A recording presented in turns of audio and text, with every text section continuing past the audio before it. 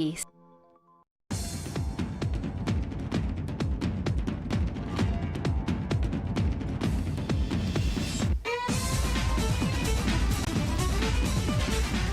Hello everyone, and welcome to another episode of Out of the Fog. I'm your host, Laurabel, and we have a fun episode planned for you today. We're going to go from flying high with iFly aerial with Anahareo and Annabelle, and then we're going to sit down and chat and get to know Jawad Chowdhury from MUNSU a little bit better. So sit back, relax, and let's get right into it.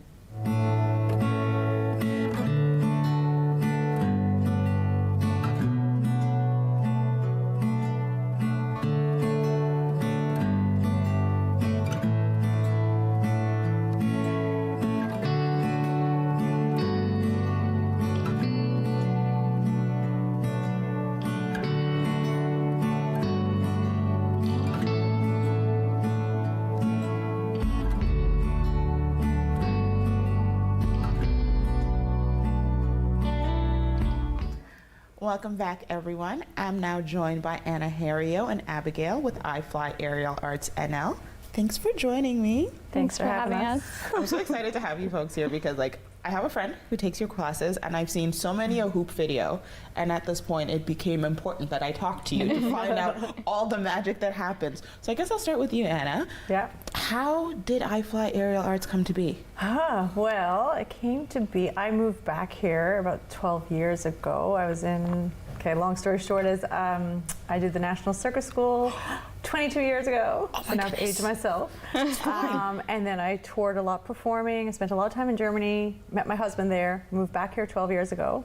And I started getting requests for people who had seen me perform who said, I want to try that. I'm like, yeah, but there's nowhere to try it here. So that enticed me to start a little class. Abigail was in the class right from the beginning, and we did it out of a dance studio. And in about 2 or 3 weeks, we had 30 people in one class. And then we realized, oh, there's a need for this. Yeah. And then we got our own studio about 7 years ago, and now we have 10 to 12 classes a week. We have 12 instructors. We have over 100 students. So it just grew that way because, the desire was there for people to want to learn. Okay, so we're going to go backtrack even before we dive into that. What made you want to do circus performing arts like that? Well, my dad's a professional clown. An actual clown. Okay, so we're getting into this. So I come from a circus family, I guess you could say, even though I'm an only child, but I consider it a circus family. Yeah. So that was a big influence for me, of course. But not that I wanted to do clowning, but I had been around performance, and I think it was when I was in high school, I saw a documentary on Cirque du Soleil. And I was like, okay, that's what I want to do. Okay. And I was in, grade 10 or grade 11, and I wrote a letter to Cirque du Soleil. They said, we have a school, why don't you apply for the school? I still have the letter that I wrote. And so then I did 2 years of university, and then I was like, that's it, I'm going to go to Montreal now and try to audition for this school. And I got in, and that was that story.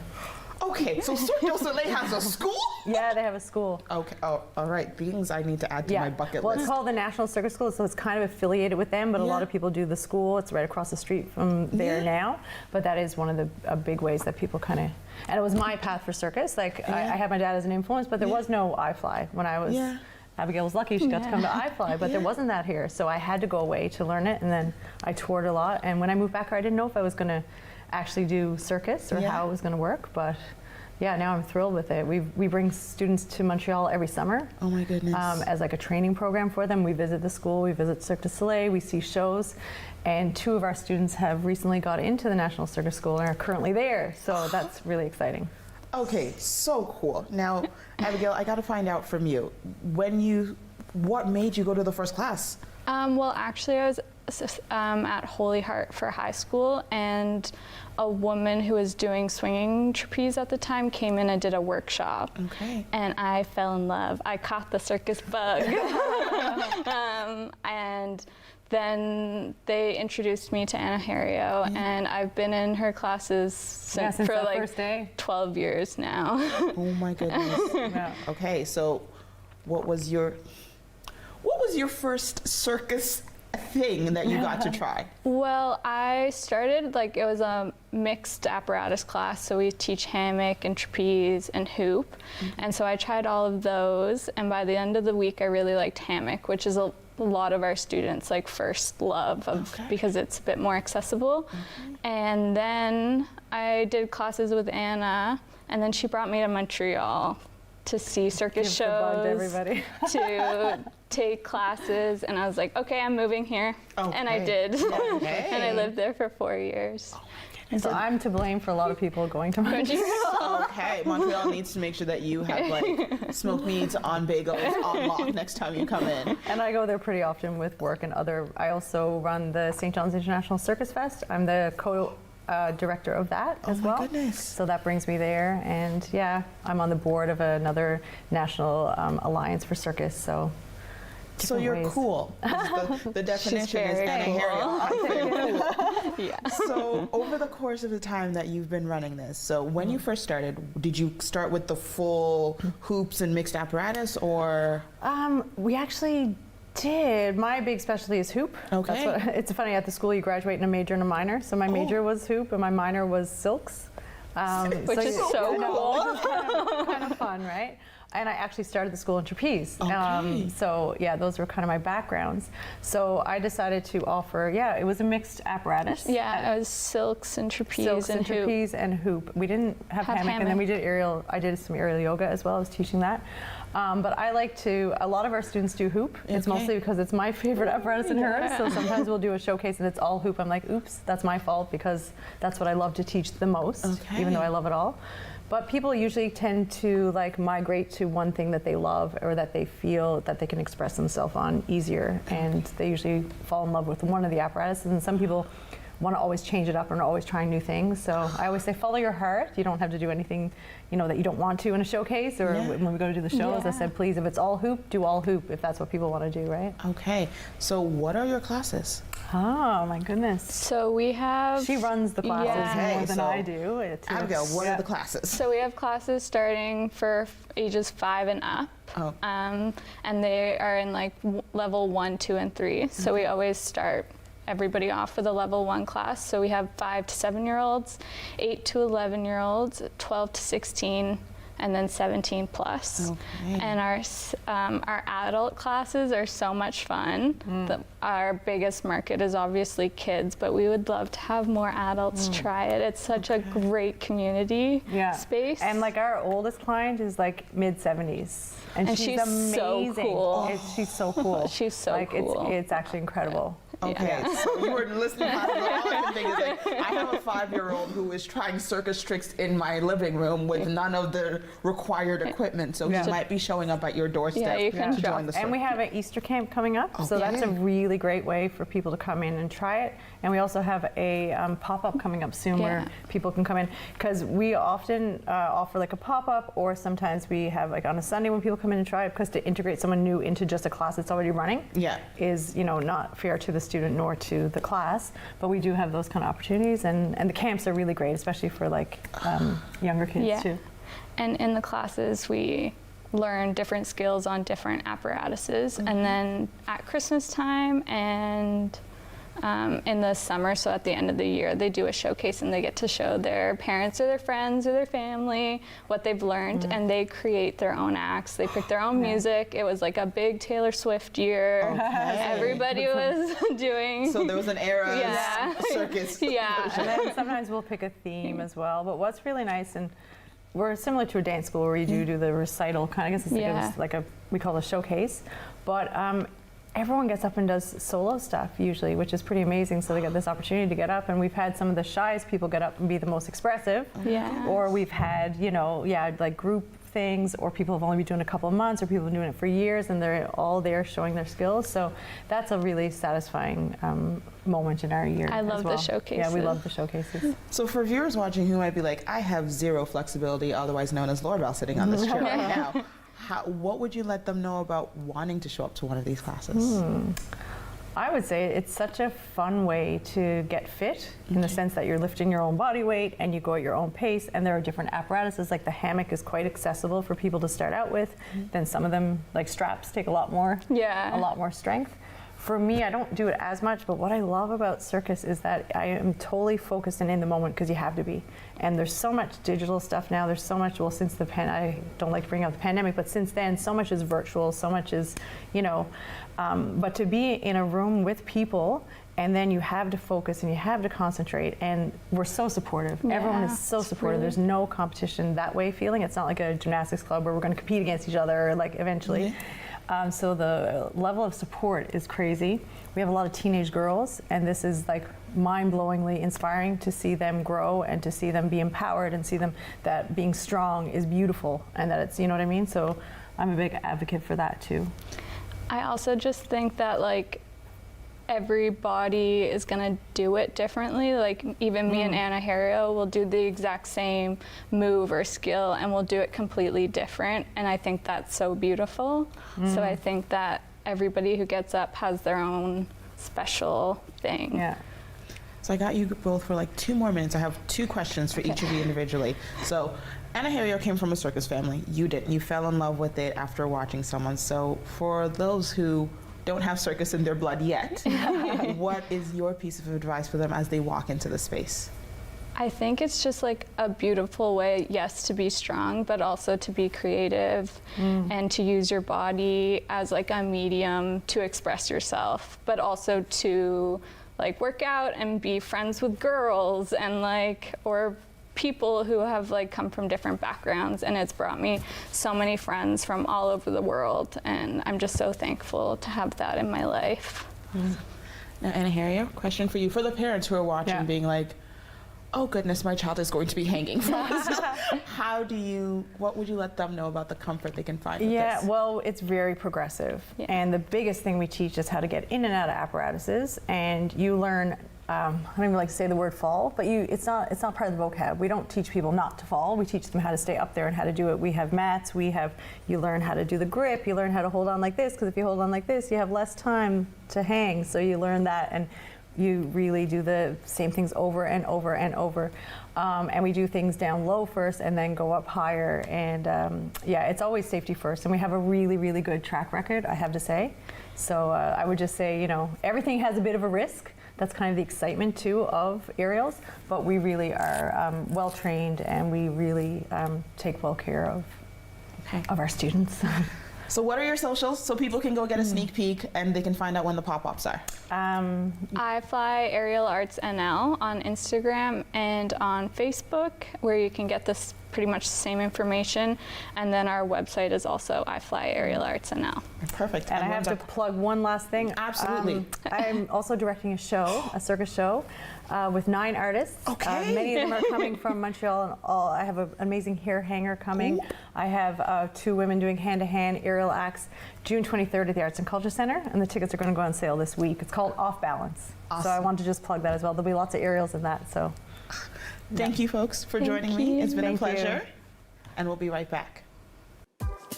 Your opinion matters, and we want to hear from you. Get in touch with us using our viewer feedback line, your direct connection to shaping the shows you love.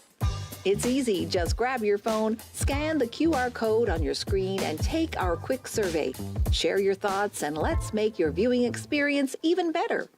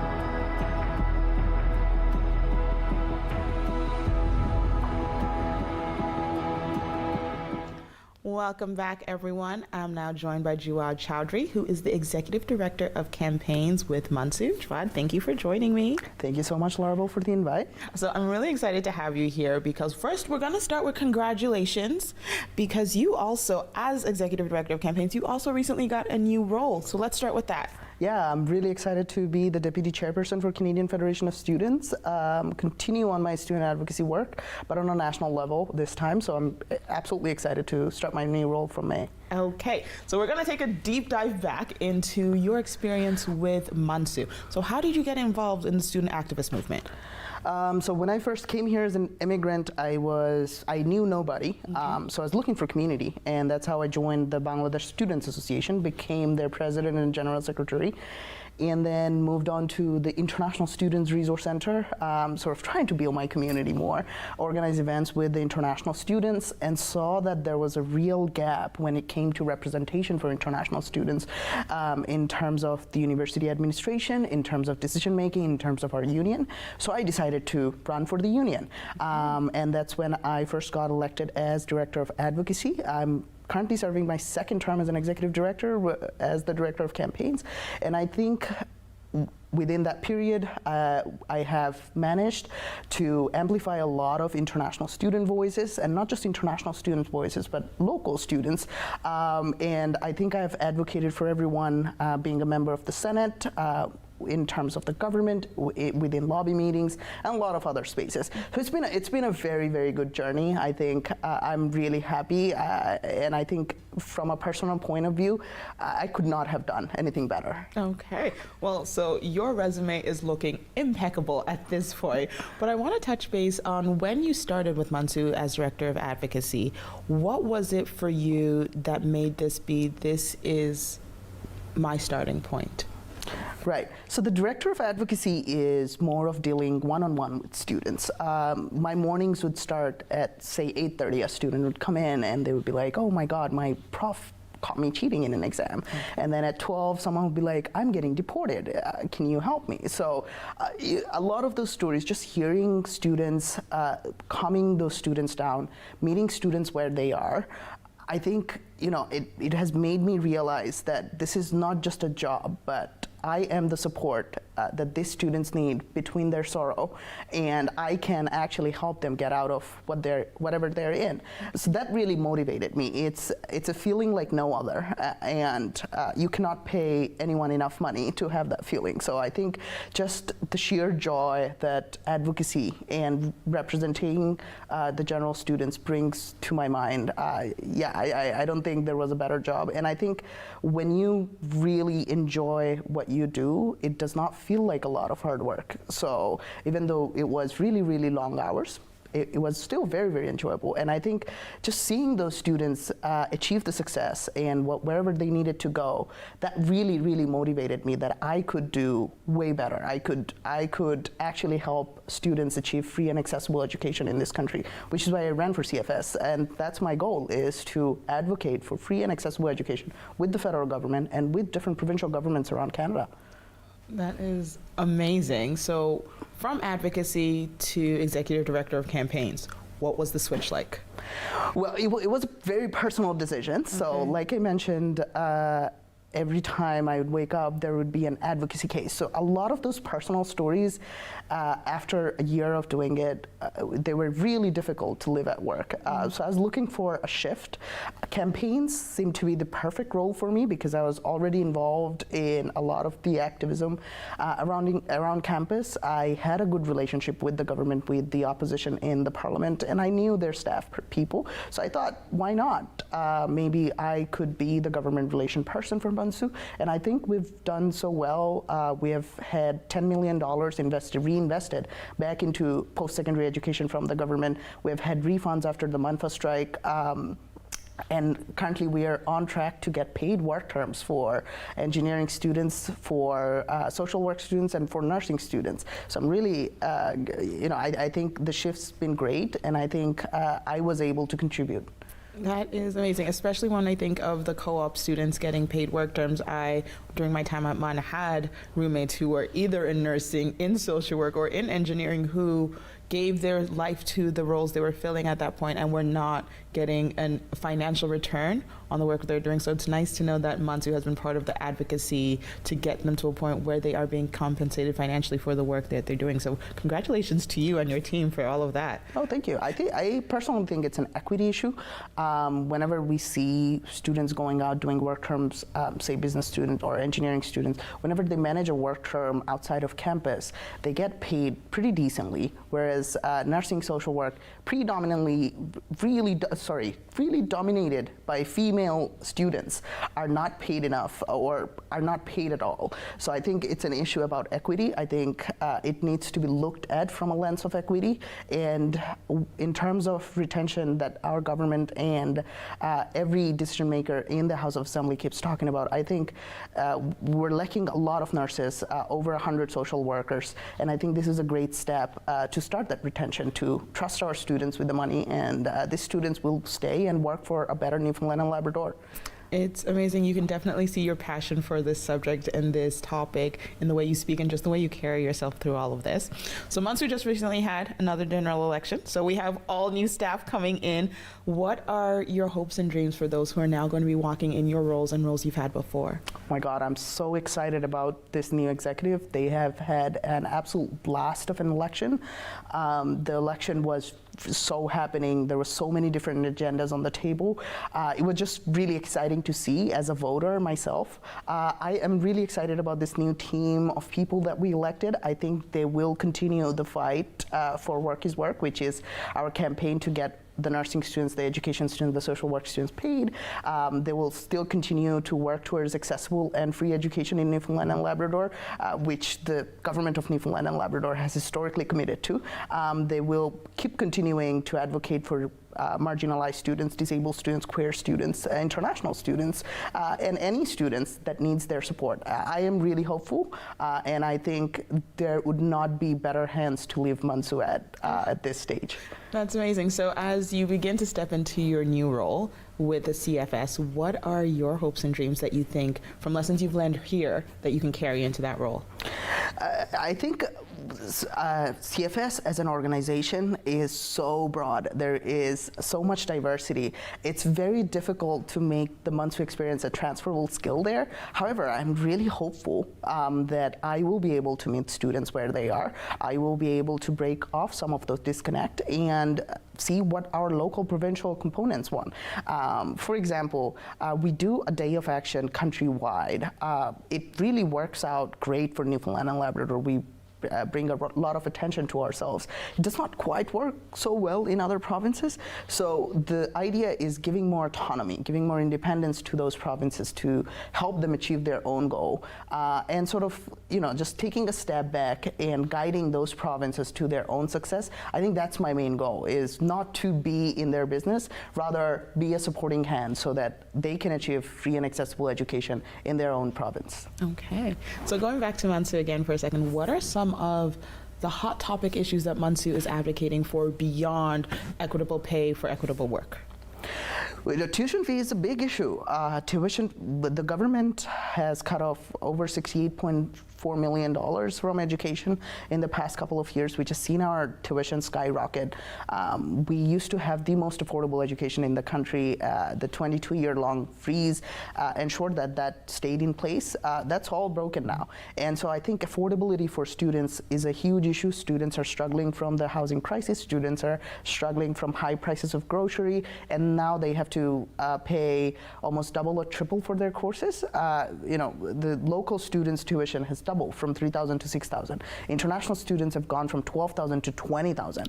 And so it's, international students, local students, all students at Memorial, they're either drowning in debt, they're taking more debt to support themselves, or they're just giving up hopes on studies. And we see that trickle-down effect on rural communities, on parents from rural Newfoundland and Labrador. They no longer believe that Memorial is an option for their children.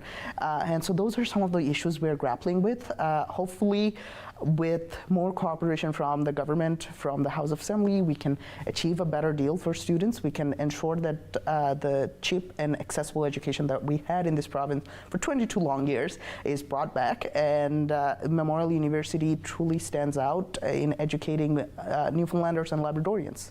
As for our audience watching right now, who are tuned in, who are very inspired by this work, if they were thinking, what role do I have with MUNSU? What would you want them to know?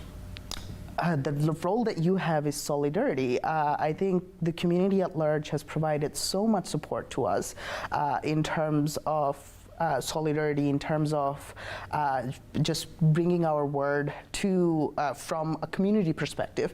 I think that's just great. So if you believe in free and accessible education, if you believe in what MUNSU stands for, come to our protest, connect with us on social media, and put the word out in your own community, because no campaign will ever win without public support and education, and you can be a very, very vital part of that. Perfect. So for our students, we got 1 more minute. If you're wondering, if you could sum up in one sentence, what does MUNSU mean for the students? What would you want the students to know? MUNSU means community. MUNSU means a home. MUNSU means a safe space. And that's what MUNSU stands for with all our services, including the Breezeway Bar, Safe Drive, CHMR Radio, the Attic Convenience Store. So we're here to serve students. We're here to listen to students. We're here to work for students. And so anytime you need support from MUNSU, make sure you reach out to us at frontdesk@munsu.ca or visit our office, UC 2000, which is right across from the bookstore, so very conveniently located. It has been an amazing pleasure to share time and space with you, Jawad. You are so well educated about the work MUNSU does, and I can't wait to see what you bring to CFS and how that supports the students right here in this province. Thank you. Thank you so much for the invite, Laurabel. And we'll be right back, everyone.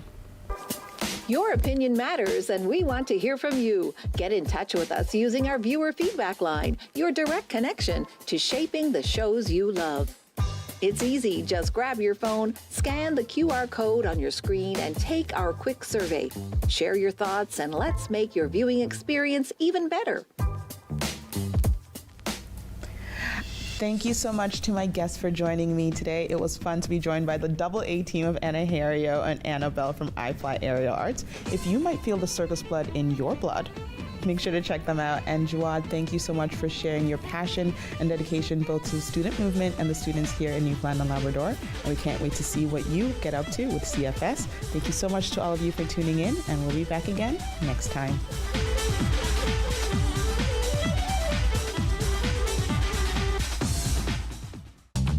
This program is brought to you by Ignite TV. Now you're in command. Visit Rogers.com for more details.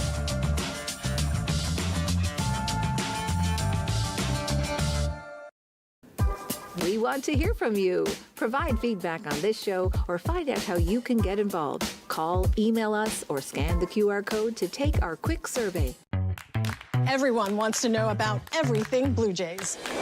Blair and Barker know what's up. Over under an 86.5 wins.